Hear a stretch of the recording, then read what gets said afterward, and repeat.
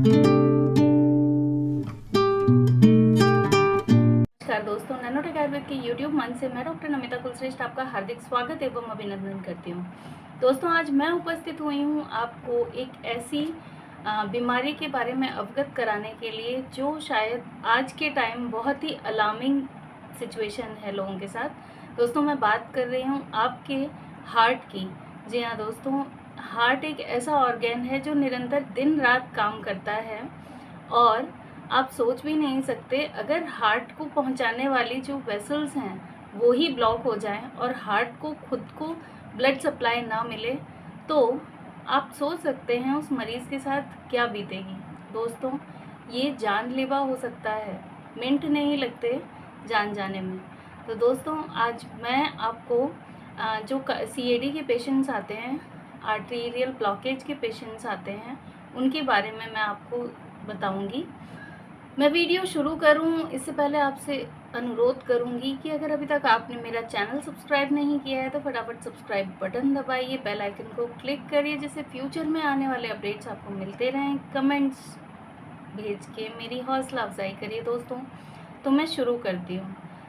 Coronary artery blockage एक बहुत ही बड़ी समस्या बनता जा रहा है और प्री मैच्योर डेथ का बहुत बड़ा कारण भी है। अगर हम पुरुषों में और महिलाओं में एक कंपैरिजन करें तो या पुरुषों में कोरोनरी आर्टरी डिजीज़ होने का खतरा महिलाओं से कई गुना अधिक है। दोस्तों, हमारा हार्ट दिन रात काम करता है जिससे कि वो पूरे शरीर को ऑक्सीजन सप्लाई कर सके, लेकिन अगर हार्ट को ही ऑक्सीजन और ब्लड सप्लाई रुक जाए तो जो कंडीशन डेवलप होती है उसको हम कोरोनरी आर्टरी डिजीज़ कहते हैं। कई एक बार इसका पता भी चल जाता है और कई एक बार पता नहीं भी चलता है। दोस्तों, निरंतर कार्य करने के लिए हार्ट की मसल्स को ब्लड की सप्लाई की ज़रूरत होती है दिन रात, जिसमें कि हार्ट की मसल्स को ऑक्सीजन भी चाहिए रहता है और न्यूट्रिएंट्स भी चाहिए रहते हैं।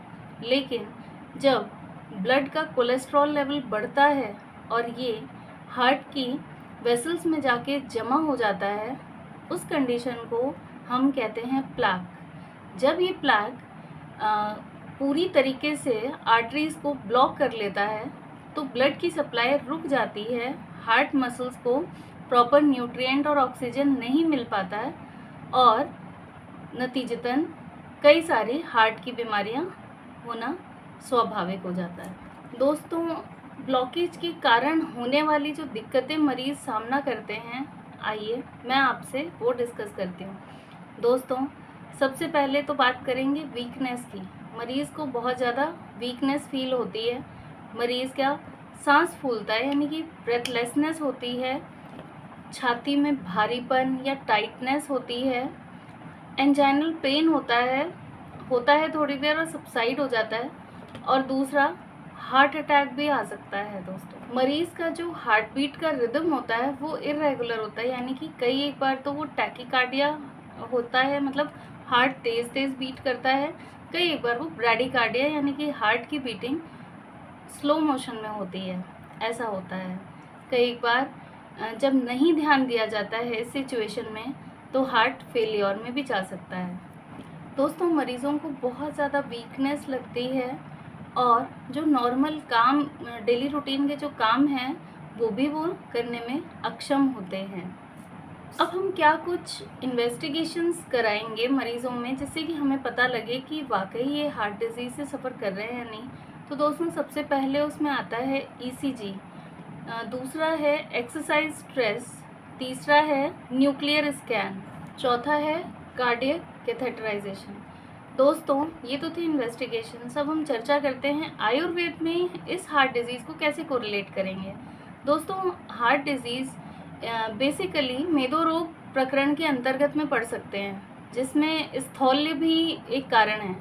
हमने देखा है कई एक बार कुछ मरीज़ दुबले होते हैं बट उनको कार्डियक डिजीज़ होता है, ठीक है। ऐसा होने का कारण ये है कि उनकी ब्लड स्ट्रीम में जो फैट के मॉलिक्यूल्स हैं या कोलेस्ट्रॉल पार्टिकल्स हैं वो ज़्यादा रहते हैं, और कई एक बार जो बहुत ज़्यादा मेदस्वी यानी कि बहुत ज़्यादा ओबेस होते हैं उनको कोई हार्ट डिजीज़ नहीं होता, क्योंकि उनका फैट बेसिकली एडिपोज टिश्यूज़ में ही एक्यूमुलेटेड है, बट वो ब्लड स्ट्रीम में नहीं है। बट ऐसे रोगी प्रोन होते हैं कार्डियक डिजीज़ को।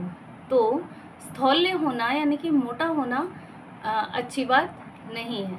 हमें हमेशा फिट रहना चाहिए। कोरोनरी आर्टरी डिजीज़ है, बेसिकली मेदो रोग है। इसमें क्या होता है, जो मेद के जो पार्टिकल्स यानी कि फैट के जो पार्टिकल्स हैं वो ब्लड सर्कुलेशन में घूमते रहते हैं, और जहाँ उनकी फेवरेबल कंडीशन आती है वहीं पे वो सेटल कर जाते हैं। जैसे अगर वो कोरोनरी आर्टरीज़ में सेटल करते हैं तो प्लाक बना के वो हार्ट डिजीज़ कॉज करते हैं। अगर वो ओवरीज़ में सेटल हो जाते हैं तो वो पीसीओडी कॉज करेंगे। अगर थायराइड ग्लैंड में सेटल हो जाएंगे तो हाइपोथायराइडिज्म। तो ये उनका जो है स्थान संचय कहाँ वो जाके सेटल होते हैं उस पर डिपेंड करता है। तो यही कारण है कोरोनरी आर्टरी डिजीज़ का कि ब्लड में सर्कुलेट होने वाले फैट मॉलिक्यूल्स वो कोरोनरी आर्टरी में सेटल होकर प्लाक बना देते हैं, जिससे कि ब्लड सप्लाई हैम्पर होती है और हमारा हार्ट काम करना बंद कर देता है। अब मैं चर्चा करूंगी कि आयुर्वेद में हम ऐसे मरीज़ों को क्या कुछ दे सकते हैं जिससे कि उनका मर्ज़ अपरूट हो जाए। जी हाँ दोस्तों, मैं अपने मरीज़ों को देती हूँ अर्जुन की टैबलेट आती है दूध पापेश्वर कंपनी की, 2 गोली सुबह 2 गोली शाम को गुनगुने पानी से। और इसका अर्जुन शीर पाक बना के भी आप दे सकते हो, जो कि वो गाय के दूध में प्रॉपरली पाक होना चाहिए। इसमें हम करते क्या हैं, बेसिकली अर्जुन की 2 से 4 टैबलेट्स आप आधा कप पानी और आधा कप गाय के दूध में उसको पाक कर सकते हैं। और अगर आप चीनी मिलाना चाहते हैं तो चीनी मिला के उसको सेवन करिए सुबह शाम चाय की जगह, तो आपको अच्छे रिजल्ट्स मिलेंगे। दोस्तों, एक दूसरी मेडिसिन है हृदरोग चिंतामणि, वो भी दूध पापेश्वर कंपनी की है। इसके रिजल्ट्स भी बहुत ही प्रॉमिसिंग और अच्छे हैं। दोस्तों, इसमें मौजूद है अकीक पिष्टि और बृहत्वाद चिंतामणि, पूर्ण चंद्रोदय मकरध्वज और अपरक भस्म और अर्जुन की छाल का चूर्ण भी इसमें मिला है। दोस्तों, अगला जो इस सीक्वेंस में मैं देती हूँ वो है रिदियम सिरप। रिदियम सिरप में अर्जुन छाल तो है ही, शंख पुष्पी त्रिफला चूर्ण, उस्तुखुदूस, अलसी के बीज जो कि बहुत ही अच्छा मेदोहर है, ब्राह्मी और शंख पुष्पी जैसी गुणकारी औषधियाँ इसमें मौजूद हैं। और यकीन मानिए बहुत ही अच्छे रिजल्ट्स आते हैं। मैं सिर्फ हृदयम सिरप हृदरोग चिंतामणि रस के साथ देती हूँ तो मरीजों को काफ़ी आराम आता है। हम इस प्रकरण में लहसुन शीर पाक भी दे सकते हैं, क्योंकि लहसुन एक बहुत ही अच्छा वात शामक भी है प्लस मेदोहर भी है। तो ये एंजाइनल पेन में भी अच्छा काम करेगा और फैट को भी कम करेगा। तो दोस्तों, तो था मेरा topic regarding coronary artery disease. आपको कैसा लगा मुझे कमेंट बॉक्स में लिख के ज़रूर बताइएगा।